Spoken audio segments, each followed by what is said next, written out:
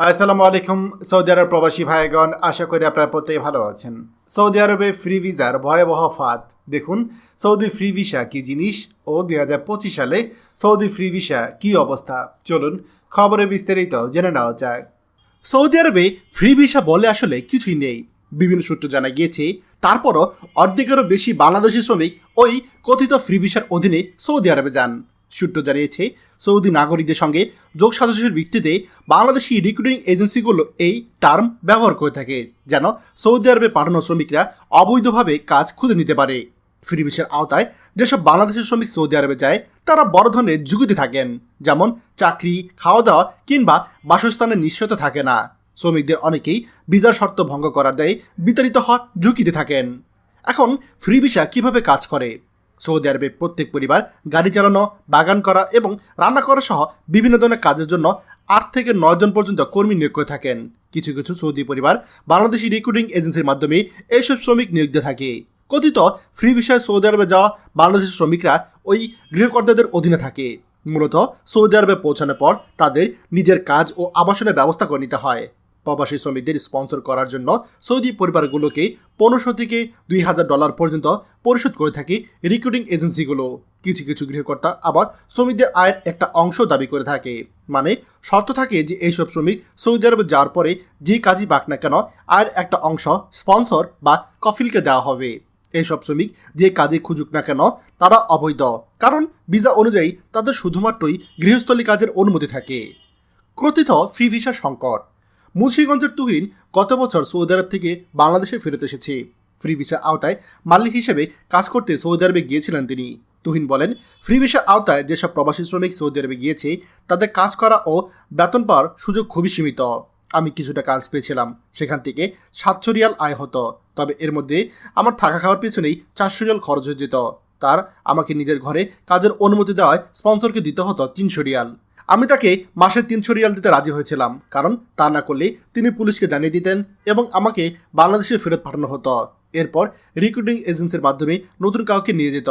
তবে শেষ পর্যন্ত বাইরে কাজ করার সময় পুলিশ আমাকে আটক করে ফেলে এবং দেশে ফেরত পাঠিয়ে দেয়।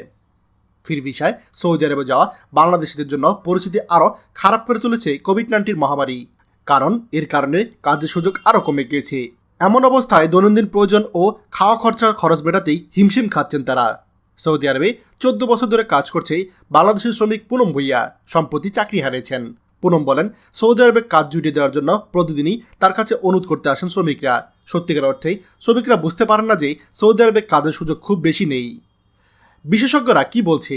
Refugee and migrants movement resource centre এর প্রতিষ্ঠাতা চেয়ারম্যান তাসনিম সিদ্দিকী বলেন, যে কোনো মূল্যে ফ্রি ভিসা বন্ধ করতে হবে। তার প্রশ্ন, বাংলাদেশ সরকার জনশক্তি রপ্তানির সংখ্যা বাড়াতে চাইছে, তাহলে কেন এই ফ্রি ভিসা প্রবণতা অব্যাহত থাকবে?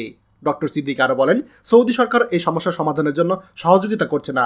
তারা পরিবারগুলোকে 8 জন 10 জন গৃহকর্মী নিয়োগ দেওয়ার অনুমতি দিচ্ছে।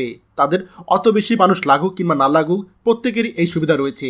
ফ্রি ভিসা বন্ধের জন্য সৌদি সরকারকে আমাদের চাপ দিতে হবে। কম বেতনে শ্রমিক পাওয়ার জন্য তারা এটাকে ব্যবহার করছে। তাসনিম সিদ্দিকীর অভিযোগ, বাংলাদেশের রিক্রুটিং এজেন্সিগুলো আর যথাযথ ভিসা পাওয়ার চেষ্টাই করছে না।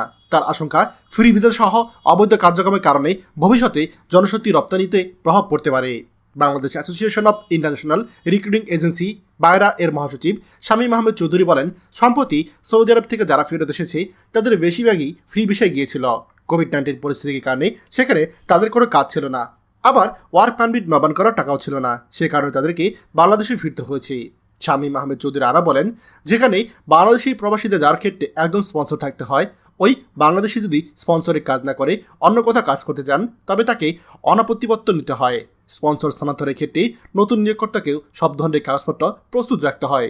যদি এই প্রক্রিয়া অনুসরণ না করা হয়, তার মানে ওই প্রবাসী শ্রমিক অবৈধভাবে কাজ করছেন এবং পুলিশ ওই শ্রমিককে বাংলাদেশে ফেরত পাঠাতে পারবে।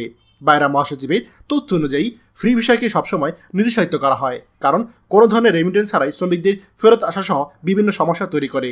তিনি বলেন, সৌদি সরকারকে এ ধরনের ভিসা ইস্যু বন্ধ করতে হবে এবং এই ইস্যুতে সৌদি কর্তৃপক্ষকে বাংলাদেশি কূটনীতিকদের পক্ষ থেকে চাপ দিতে হবে। উল্লেখ্য, 2020 সালে 1,81,218 জন বাংলাদেশি বিদেশে গিয়েছে। এর মধ্যে শুধু সৌদি আরবে গিয়েছে 1,33,997 জন। প্রিয় সৌদি প্রবাসী ভাইগণ, আশা করি আপনারা সকলেই বুঝতে পেরেছেন যে সৌদি আরবে ফ্রি ভিসা কী জিনিস এবং ফ্রি ভিসায় কারা যায় এবং ফ্রি ভিসায় গেলে আপনারা কী কী বিপদে পড়তে পারেন। এই হচ্ছে সৌদি আরবে 2020 সালে ফ্রি ভিসার সর্বশেষ আপডেট।